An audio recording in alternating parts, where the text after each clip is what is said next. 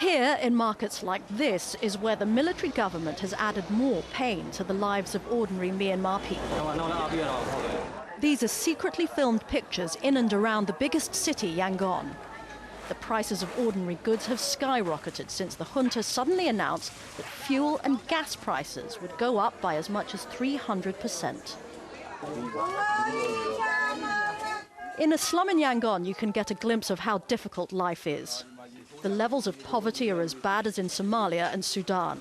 But Myanmar receives only a fraction of the help that other countries get. Europe and the US have placed economic sanctions on the country because of its human rights record.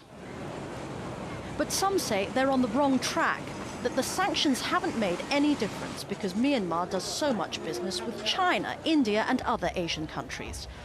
The critics also say the sanctions have provided an excuse for the general's questionable economic policies. The higher prices are making people poorer and hungrier. Now Myanmar's in the grip of the worst civil unrest in years. Hundreds of protesters have been arrested in a series of demonstrations. We agreed not to reveal the identity of the man who's helped organize the opposition to protect his safety. He says they demand the government release the protest leaders, that prices of fuel and food be lowered and the dialogue with the pro-democracy opposition be restarted. But the military is sending civilian militia to clash with demonstrators. Even the militia are just ordinary poor civilians from the slums who get paid the equivalent of $4, a meal and a packet of cigarettes, according to another protest leader. He says people have been too tolerant up till now, but there will be an uprising soon when they can't stand it anymore.